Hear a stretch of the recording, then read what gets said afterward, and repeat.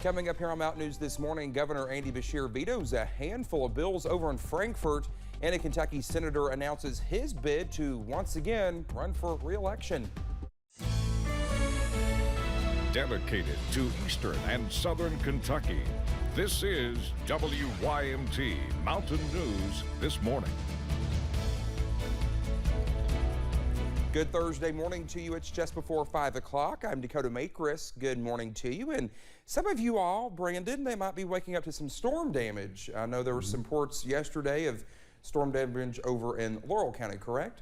Yep. And over in the East Bernstadt community, and church steeple fell off, and I saw some other things, part of a barn that was being built blown down. So again, some pretty hefty storms, but there was not a tornado warning, just a severe thunderstorm warning with some strong winds over there. So I think it's straight line wind damage at this point. But this morning, things much calmer, much quieter, and we're looking okay so far this morning. The rain we had overnight is moving out. Skies are clearing out, so I think we'll be in fairly good shape to start the day. Got a few sensors out this morning, a couple of the usuals, but Irvin also out. But we are a little cooler today, closer to 50, upper 40s in some locations, so similar to where we were yesterday morning.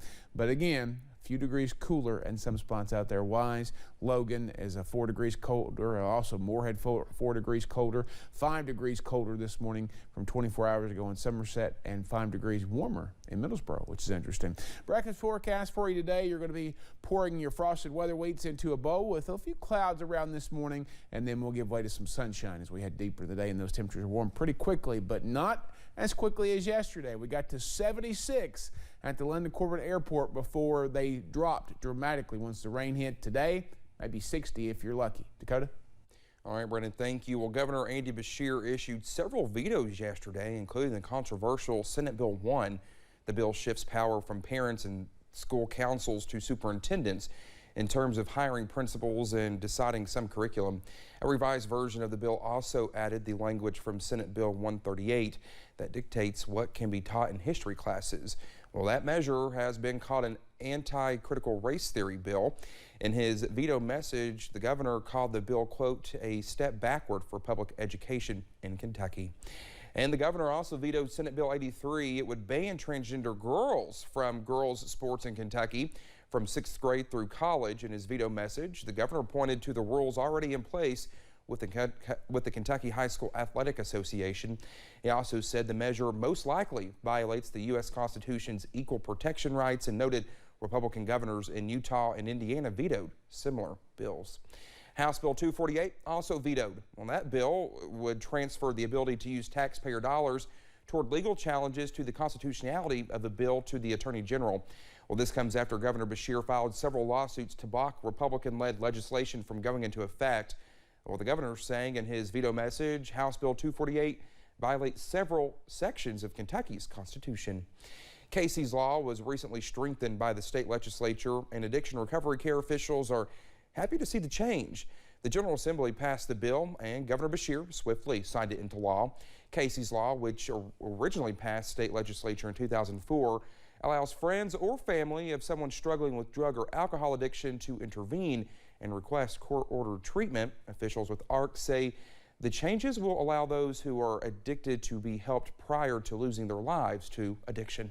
And that's important because usually in our world, we see people after they've already destroyed their lives. I think that the great thing about Casey's Law is it allows you to hopefully keep them from totally crashing their lives. Well, supporters say Casey's Law has helped around 6,000 Kentuckians since 2004 and is glad the law is being strengthened. Kentucky Republican Senator Rand Paul is running for a third term this year, and his campaign has raised nearly $3.5 million this year. Well, that increases Senator Paul's campaign war chest to $8.6 million. His total is more than 3 times the amount he raised in all of 2015 and 2016 ahead of his last campaign. A campaign spokesperson says it's proof that the senator's agenda is supported by the people and is what they want representing them in the Senate. He is expected to face Democrat Charles Booker in November. It's assuming Booker wins the Democratic primary. West Virginia Governor Jim Justice has missed deadlines in recent months to pay the U.S. government the millions of dollars he owes in penalties for unsafe working conditions at his coal mines. Governor Justice was ordered to pay more than $5 million by a federal judge in April 2020 after the U.S. Attorney's Office and the U.S. Mine Safety and Health Administration brought a lawsuit against 23 of his companies, saying he failed to pay fees associated with hundreds of mine safety penalties. Federal court documents claim since at least December he has been late on the payments. West Virginia's highway cleanup event is set for this month, and the State Department of Environmental Protection is taking registrations. People and organizations can register to pick up trash on state maintained roads. The Adopt a Highway program provides garbage bags, work gloves, and safety vests for workers.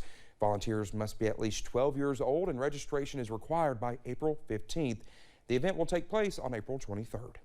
Well, drivers who use Kentucky 3332, also known as Pine Grove Road in Lee County, will need to plan for a longer drive beginning April 18th. In order to install a new box culvert at Log Branch and other work associated with the reconstruction of Kentucky 11, the road will be closed at the Kentucky 11 intersection. Work is expected to last 30 days, but may be extended if weather hampers the construction efforts. Drivers can use Kentucky 11 at the Cottle Road as an alternative route. A signed detour will be posted.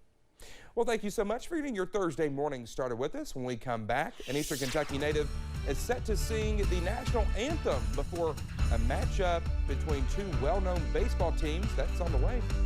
The storms have moved down and the chill is moving in. I'll have the latest on what we can expect in the coming days in about 3 minutes.